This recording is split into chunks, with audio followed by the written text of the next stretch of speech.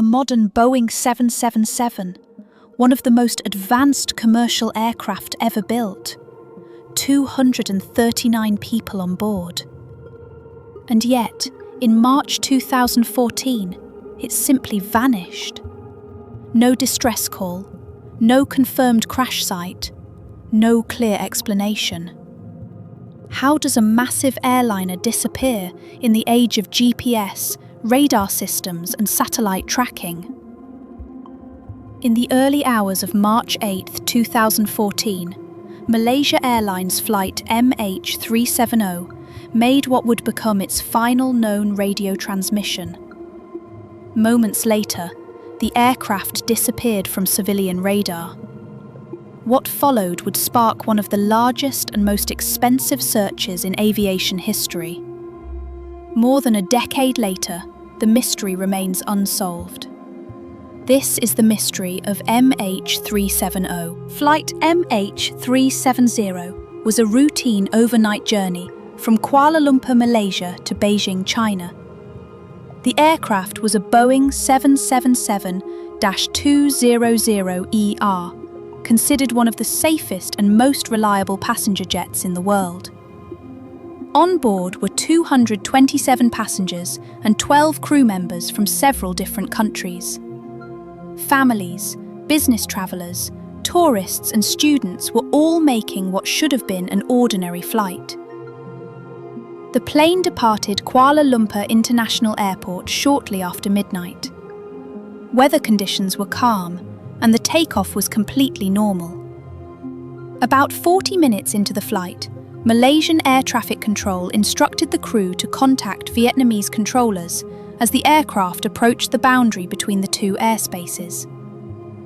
The co-pilot responded with the now famous words, "Good night, Malaysian 370. It would be the last known communication from the aircraft. Soon after, MH370 failed to check in with Vietnam's air traffic control.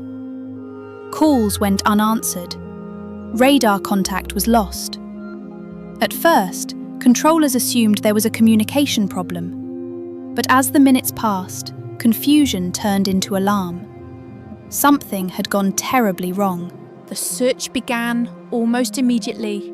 At first, authorities focused on the South China Sea, where the aircraft was expected to be flying when contact was lost.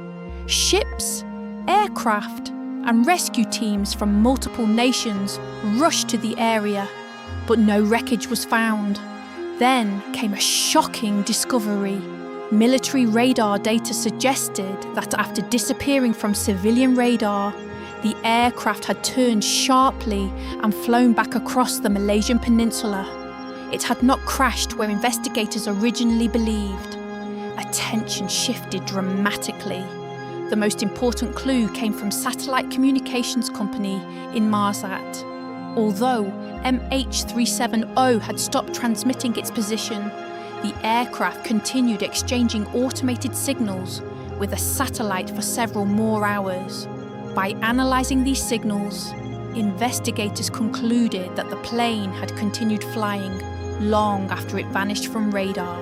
The data produced two possible routes: a northern corridor stretching towards Central Asia and a southern corridor leading deep into the Indian Ocean. Further analysis gradually ruled out the northern path. The southern Indian Ocean became the primary focus. What followed was an unprecedented search operation covering vast stretches of some of the most remote ocean on Earth. Search vessels mapped enormous areas of the seafloor.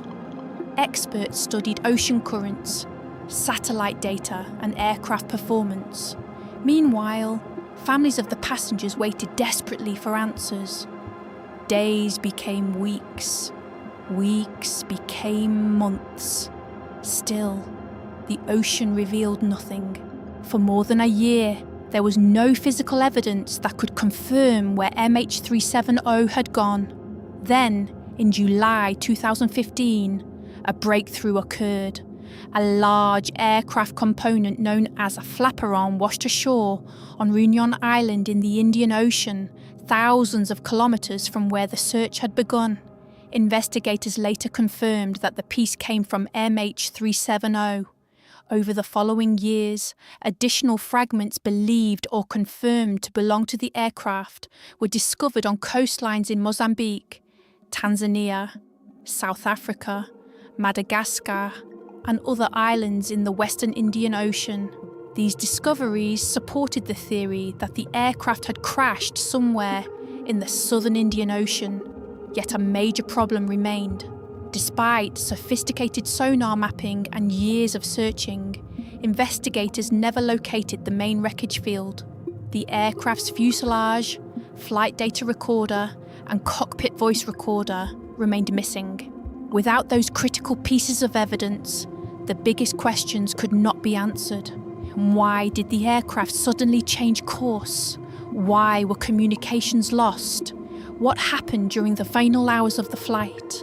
Was the aircraft deliberately diverted? Did a catastrophic failure occur? Or was there another explanation that investigators had not yet considered? Each clue seemed to raise even more questions. Over the years, many theories have emerged. One theory suggests that someone in the cockpit intentionally diverted the aircraft. This possibility led investigators to examine the captain, the crew, and their backgrounds. Another theory proposes a hypoxia event, where a loss of cabin pressure may have incapacitated everyone on board, while the aircraft continued flying on autopilot until fuel exhaustion. Others have suggested a hijacking scenario, though no credible group ever claimed responsibility. There have also been speculations involving military action or accidental shoot-downs. However, no evidence has emerged to support those claims. After years of investigation, the official conclusion remained frustratingly simple. The final report stated that investigators could not determine the cause of MH370's disappearance. The search was eventually suspended, leaving families with no definitive answers and no true sense of closure. Today, MH370 remains one of aviation's greatest unsolved mysteries. Our modern airliner vanished, leaving behind only scattered fragments and countless unanswered questions. Somewhere in the vast expanse of the Indian Ocean, the final chapter of this story may still be waiting to be discovered. Until then, MH370 remains a ghost of the skies. If you're drawn to the world's most puzzling disappearances, subscribe to Radar Realm and ring the bell for more.